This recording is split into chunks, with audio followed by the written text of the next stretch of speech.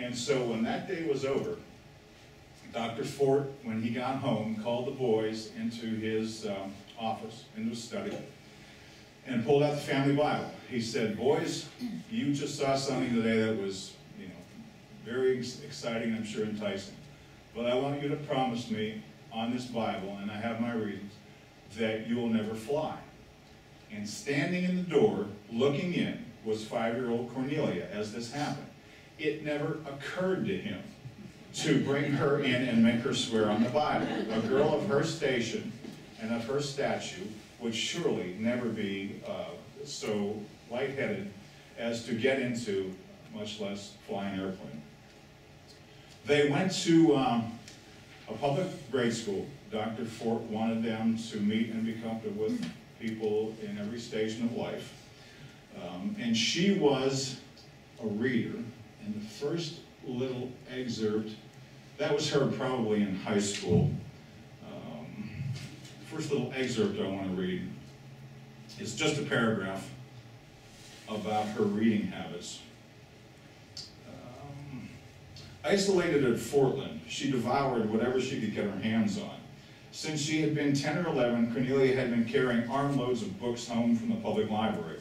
She would spend her afternoons curled up in a bay window or lying on a sofa, Beethoven or Schubert on the record player, a dictionary at her side, looking up every word she didn't know. At 10, she adored the Little Colonel books and devoured the reminiscences of Irina Skaryatina, who had been a house guest at Fortland.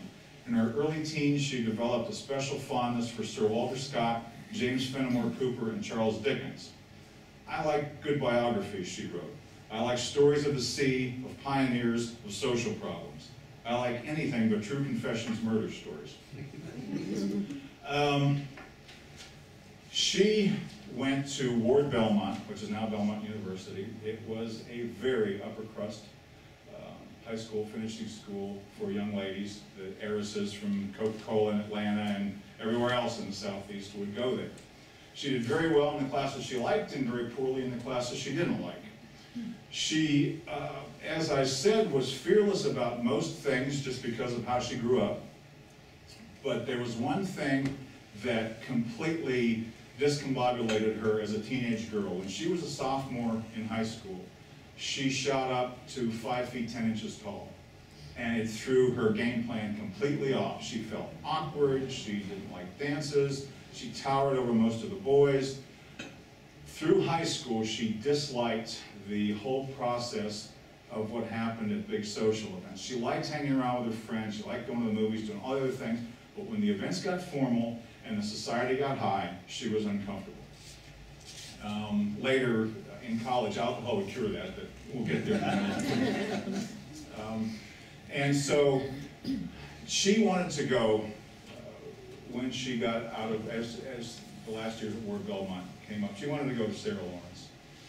She very much wanted to go to a Seven Sisters school. Her mother was from Boston and had gone to finishing schools. She had been a debutante in Boston when she met Cornelia's father, who was there for a convention, and the debutantes were waiting tables. He took a look at her and said, I may have to take you home. That was the first thing he ever said to her.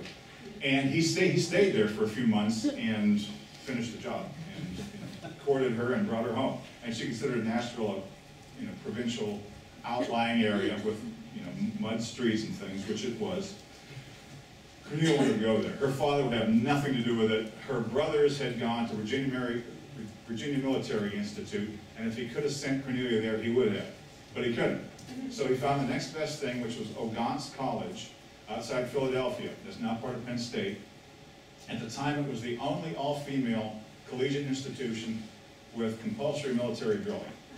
Every Saturday morning, the girls who went there were given dummy rifles and marched around the parade grounds, and he thought that was fantastic, and he sent her there.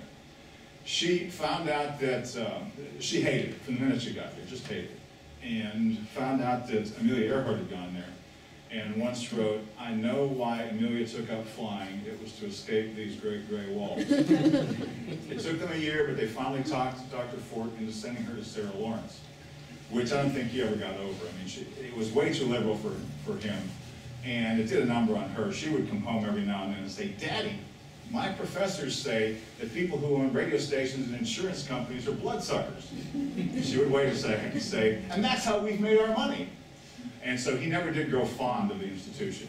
But she did. She was, as I say, alcohol up with the social things. There was opera, there was Carnegie Hall, there was everything going on in New York. Her friends were from all over the country. She made friends that she kept for the rest of her life. But and her professors included William Schumann, the composer, Joseph Campbell, who wrote The Power of Myth, were her professors. And when she was finished, she got back to Nashville with no real game plan. She did a 2-year degree. They ignored her Ogonsk experience, so it didn't count toward the Sarah Lawrence degree. She got a 2-year degree there. So she came out at about the age of 20. She may have just turned 21. And she didn't know what to do with her life. She knew she did not want to spend the rest of her life at the Bellmead Country Club. She did not want to do all the book clubs and charity balls and all that sort of thing exclusively for the rest of her life. But she didn't know what else to do. So after about a year in Nashville with no better idea, one day her friend Betty Rye said, Cornelia, my boyfriend Jack Caldwell just bought into a flying service out at the airport. And he said that if we want, he'll take us up for a ride. And so they thought, great way to spend an afternoon, let's go out and do that. So they went out to Berry Field, and Jack took Cornelia up, and Aubrey Blackburn, his main instructor, took up his girlfriend Betty Rye. They got off the ground a few feet, and one of those moments where souls meet fate happened. And Cornelia Fort knew what she wanted to do the rest of her life. She'd never known anything more magical than looking at the ground falling away. They circled for just 10 minutes. She saw Fort Wayne, she saw the city. And she said, Jack, I don't want to go back. Let's fly around for a while. And he said, Cornelia, I've got a lesson to give in about 15 minutes. But if you and Betty want to stick around for another half hour, I'll give you another ride. They come back after 10 minutes. She jumps out of the plane, runs over to Betty and says, Betty, Jack said if we wait half an hour, he'll give us another ride. Betty was green. She said, Cornelia, if I never see Jack Caldwell again, I'm not getting another airplane. You do what you want. And so Cornelia paced and smoked cigarettes for half an hour and went up for a ride. Within a week, she'd taken her first lesson. Dr. Ford had died about that time, so his early pledge was not so much a big deal with him, but not long afterward, her brother Dudley said, Cornelia, how dare you fly knowing our father forbade it? And she said, Dudley, he gave that oath to the boys, not to me. And that was the end of that conversation. She took every kind of lesson and went after every kind of license she could get. She became an instructor, the second one Tennessee ever had, second female. She got a commercial license. She wanted to study aerial acrobatics. And so what Aubrey, who was her instructor, did when he took people up for their first acrobatics lesson was get the plane at about 5,000 feet. It was a steering wheel. It was open cockpit. And he would go along for a while, and he would just slowly roll it over. And they'd get there, and they'd drop the longest inch and a half of their lives, and the belt would catch them, but they'd be flailing, and they'd be reaching for something to hold on to, and all that was there, you know, was a mile down to the earth. And he'd look in the rearview mirror and laugh. He gets Cornelia up 5,000 feet, rolls it over slowly. They drop like that. He looks in the mirror and she gives him one of these. And he said to me, when I interviewed him, I think he was right at 90, he said, I don't know that that woman had any nerve. She never showed me any. And he said she was never foolish about it, but she didn't get scared. There was nothing about her that was going to be frightened by something she knew that, barring acts of God and mechanical failure, that she could control.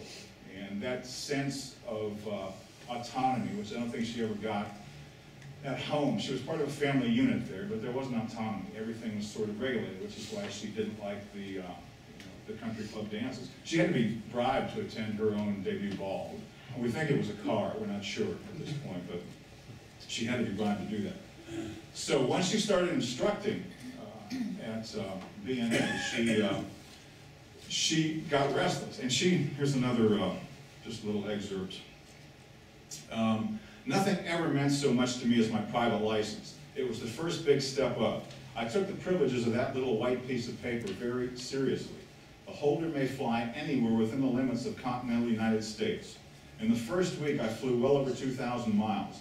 I must admit that lunching in St. Louis, breakfasting in Louisville, flying down to a cocktail party in the Mississippi Delta was very exciting. Duh. And so she wanted to instruct somewhere else. She wrote to every flying school she could find the name of in the country. And waited. And waited. And got to thinking that maybe being a woman pilot isn't such a great idea in terms of job hunting. And finally, a letter came. It was from a school in Colorado Springs. And it said, "Dear Mr. Fort, we have an opening and would like to talk to you. Please get back to us." And she went to her mother, and Cornelia was not a weeper, but she wept that day and said, "Mother, they think I'm a man. Nobody wants a woman pilot. What do I do?" And her mother did not want her to fly any more than her father had. And in fact, when she soloed, she went running to her mother, who was in the garden, puttering around, and she said, "Mother, I soloed. I flew by myself the first time today." And her mother looked up and said, "That's nice, dear. Now you won't have to do that again." And it didn't take. And so, but she could see what Cornelia was going to be without that dream. And so she said, "Just write them back and explain the situation, and see what happens. That's all you can do. And have Epperson take you down to the Western Union office. You're in no condition to drive." So she went down and sent a telegram, and the next day got one back that said, "Dear Mr., Miss, or Mrs. Ford, if you can fly, we need you." And so Mrs. Ford was not going to let her 21 or 22-year-old daughter go out there, drive out there by herself, which she wanted to do with her dog. So Epperson drove her from Nashville to Colorado Springs and then took the bus back. That was how it was done in the Ford family in those days. She, I'll read just a little excerpt that talks about what it was like in Colorado. "I came out to Fort Collins, Colorado to get altitude experience, the hardest flying there is. We're a mile high, which is higher than most light planes ever get at sea level. I'm flying off the side of the Rocky Mountains where the air is tricky and vicious. One learns plenty and fast. A year ago, if anyone had told me that I'd ever care about the workings of a carburetor, I would have laughed in his face. And if that same person had told me that I would get up at 4:30 a.m. and work straight through until almost 8 p.m. daily for 6 months, I'd have thought I'm crazy. Yet one student who really aches to learn, one sun-drenched flight at sunrise, one trip chasing a rainbow, one little girl who claps her hands and shouts, 'Roller coaster!' One cool, deeply quiet flight up the canyon at dusk are perhaps reasons enough." Once she had been there a few months, she wrote around again, and she got an offer from the Ole Andrew Flying School in Honolulu, Hawaii. And she knew there would be a lot of military people with a base out there with extra money and a little time who would want lessons. And she also knew there would be tourists who'd want to be flown around the islands. And so she went out there and took a job. She did both. She taught lessons, and she took tourists to a breakfast spot across the island. And on the morning of December 7th, 1941, she was